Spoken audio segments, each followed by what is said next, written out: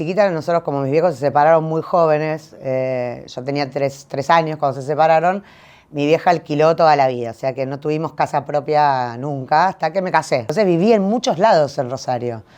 Y lo que sí recuerdo es que no importara dónde estaba viviendo, dónde estaba alquilando, me iba caminando a la escuela y capaz con 8 años caminábamos 14 cuadras para ir a la escuela. De hecho, no sé andar en bicicleta porque como viví siempre en el centro y en muchas casas distintas, a mi vieja le daba miedo enseñarme a andar en bici en pleno centro, digamos, de la ciudad. Entonces, bueno, hasta intentaron ahora enseñarme, pero tengo un poquito de cosita. Me acuerdo de ir a inglés, por supuesto, en bondi desde muy chiquita, desde los 7, 8 años, y caminando por toda la ciudad, al colegio sola o con alguna amiga, alguna vecina. Y bueno, mucho club. Yo jugué al vóley de muy chiquita en Rosarino Estudiantil, que es un club de barrio que, bueno, básicamente hace vóley y básquet. Y jugué desde infantiles hasta cadetes ahí. Así que recuerdo eso, estar mucho tiempo haciendo deporte en el club. Y Rosario era como que, es cierto lo que dice la canción, que todo queda cerca, digamos. Hace 12 años hago CrossFit y lo hago todos los días a la mañana, a las 7:30, antes de laburar. Y sí, me ordena y además, yo digo, es como mi terapia. O sea, el día que no hago CrossFit, mis compañeros de oficina dicen, anda y volvé, siempre estoy como de mejor humor. O sea, la verdad que el deporte siempre fue parte de mi vida desde chiquita. El ejercicio en general. Cuando hacía vóley hacía danza y soy profe de danza. Sí, nunca ejercí, por supuesto, pero sí bailé durante muchos años, hasta los 19, hasta que empecé la universidad. O sea, yo siempre fui en la búsqueda de algún deporte adaptado a mis posibilidades laborales. Y cuando yo laburaba en la MUN y después laburaba en la docencia, y yo correr era algo que no te llevaba, no tenía un horario fijo. Entonces vos podías correr en el horario que tenías libre. Hasta que encontré la rutina de la mañana. Y ya cuando encontré la rutina de la mañana, empecé a correr siempre a la mañana y corría, qué sé yo, primero 2, después 5, después 10, hasta que llegué a la de, creo que fue 15, una del Puente Rosario Victoria, que también era de 21, pero parece que era 15, porque era una cantidad de kilómetros que no era muy común. Y ahí dije, chao, ya está, me parece que esto no lo hago más, porque era muy dura. Y es muy solitaria, es muy solitario el entrenamiento para maratón, pero en ese momento yo entrenaba sola y dije, no, quiero hacer algo que pueda conocer gente con la que compartir el esfuerzo. A mí me decían la alemana. Mi viejo murió ya hace 12 años, pero era el alemán, era más grande de todas. Y no solo es porque nuestro apellido es alemán, sino porque mi viejo me transmitió eso, ¿no? Ser muy constante en todo. Entonces, qué sé yo, en la secundaria, no sé, él me dijo, primero y segundo año tenés que estudiar un montón, porque es donde generás la base para que después te sea mucho más simple tercero, cuarto y quinto, ¿no? En la secundaria. Y yo es como que mi viejo era, para mí, Dios. Entonces, todo lo que él me decía, yo lo seguía a rajatabla. A pesar que con mi vieja me llevaba bárbaro, pero bueno, era como que él me marcaba mucho esas pautas. Mi viejo era médico, era obstetra, y bueno, para ser obstetra y ser feliz tenés que ser muy disciplinado y ordenado, porque vos estás en el cine con tus hijas y te sonaba en ese momento en la radiollamada, y chicas, lo lamento, pero las va a venir a buscar el tío porque nacía un bebé. Entonces, en la medida de tus posibilidades, como el laburo era muy desordenado, tenías que ser ordenado en el resto.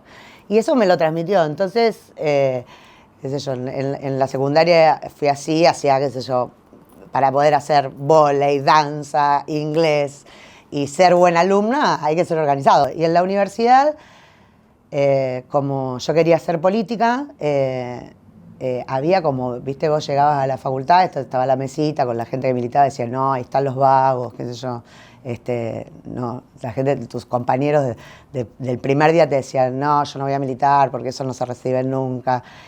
Y yo como ya era alfonsinista desde muy chica, desde los 10 años, entonces quería militar en el radicalismo, que era el partido donde estaba Alfonsín. Y bueno, entonces llegué y dije, ¿dónde está la agrupación que es alfonsinista? Y dice, ahí, la Franja Morada. Y empecé a militar casi desde el primer día y me propuse demostrarle a la gente que uno podía ser buen estudiante. Yo era muy nerd, quiero decirte, o sea, yo estudiaba mucho en la secundaria, pero hacía un montón de otras cosas, no estaba todo el día estudiando. Entonces siempre es como que tuve esa cosa de compatibilizar, pues mi viejo cuando se vino, siempre con la historia de mi viejo, ¿no? O sea, una psicóloga hace un picnic acá, pero digamos, mi viejo no tenía un mango, entonces tenía que ser, era el contador de la Sinfónica Provincial para poder pagarse los estudios de medicina. Hacía changa, qué sé yo, entonces decía, se puede hacer todo a la vez. Es cuestión de que uno se planifique. Entonces yo quería demostrar que uno podía estudiar y ser un gran estudiante y hacer política a la vez. Y bueno, y me recibí en poco tiempo, en 6 años.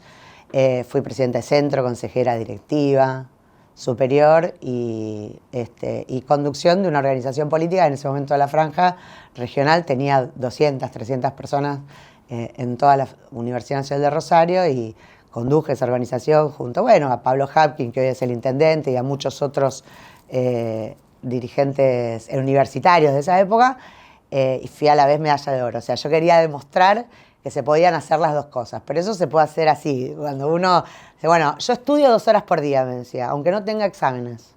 Entonces todos los días yo estudiaba 2 horas y no me privé de nada, la verdad, no es que me quedaba, no sé, fines de semana enteros estudiando, porque cuando uno se organiza puede cumplir con los objetivos de una manera mucho más relajada que si espera todo hasta último momento. Durante la dictadura, mis viejos no la pasaban bien. Yo era muy chica, imagínate, yo nací en el 72, o sea, estamos hablando de 4, 5 años, 6, 7.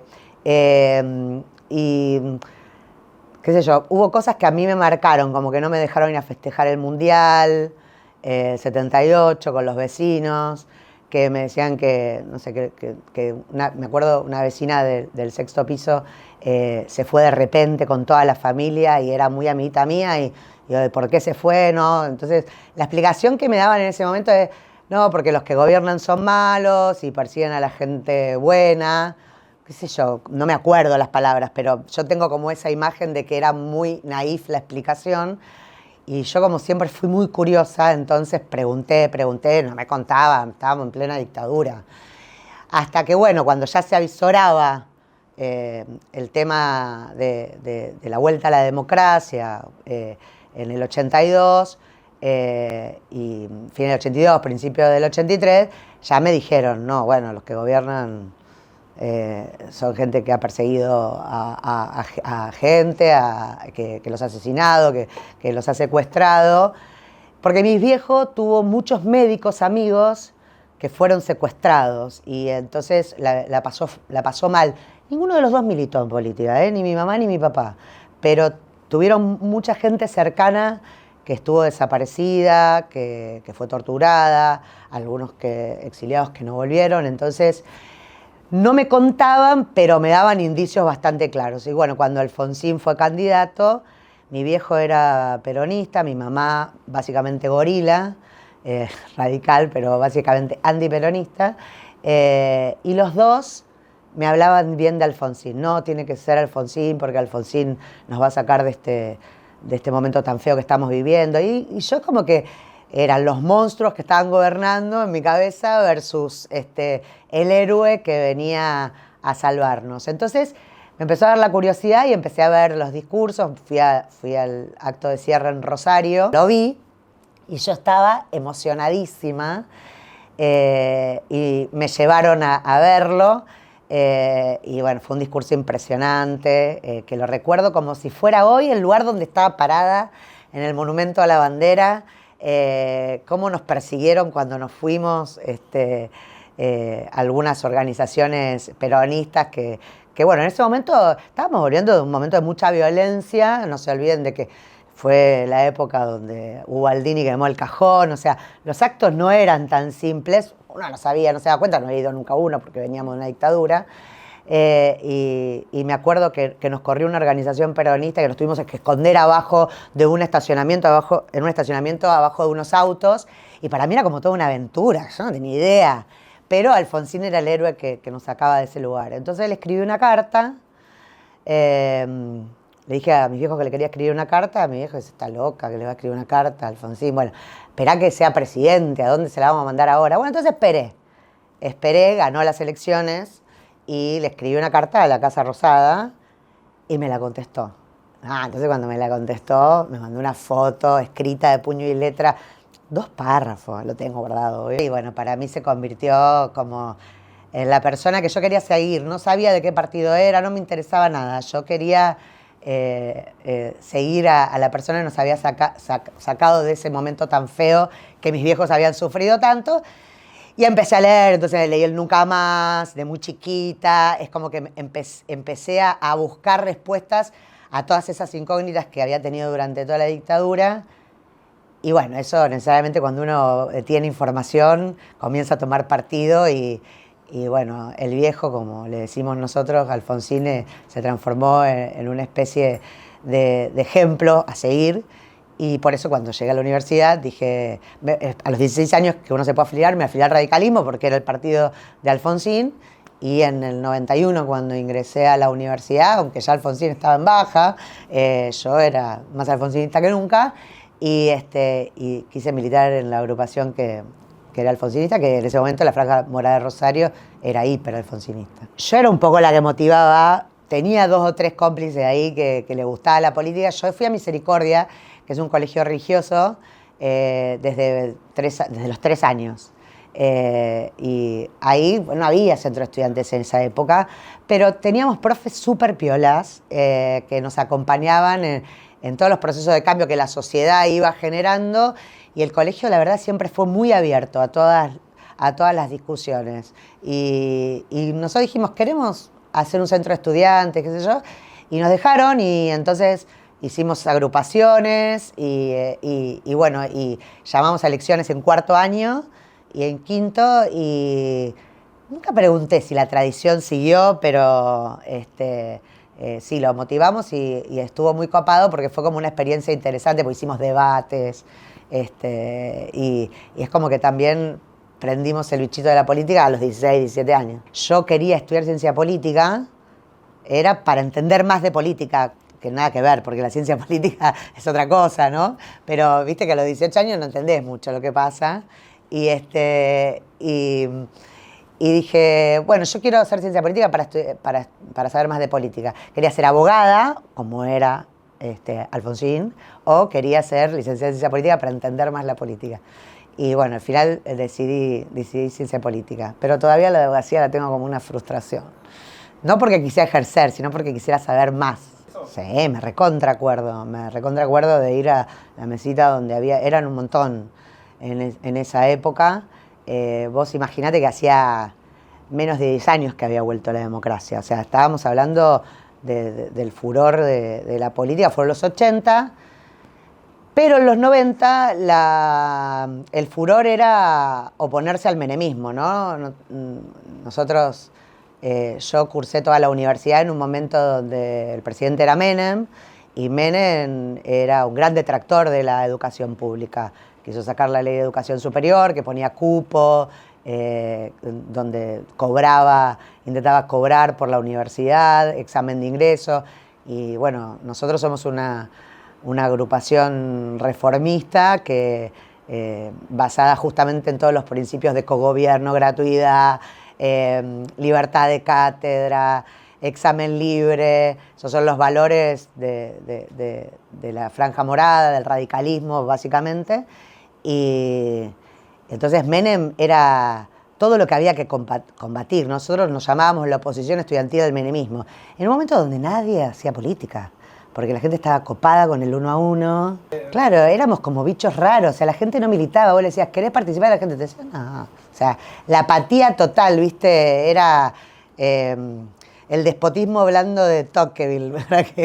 O sea, era tremendo, porque había miedo de que ese 1 a 1, que era un equilibrio que todo el mundo sabía que era hiperfrágil, alguien lo quebrara si se oponía. Nosotros, o sea, nosotros digo, no solamente la universidad, la educación en general fue la que se le paró de manos a Menem y las organizaciones sindicales. Entonces, recuerdo mucho eso, ¿no? Del Congreso de la Cultura, el Trabajo y la Producción, que eran todas las organizaciones sindicales obreras y las organizaciones estudiantiles y los docentes y qué sé yo, organizando la Marcha Blanca, que fue una marcha impresionante en Buenos Aires, y después contra la Ley de Educación Superior. Entonces, es como que entre ellas estaba todo medio movilizado, o sea, había que oponerse a Menem, había que defender la educación pública, y entonces eran asambleas multitudinarias, tremenda.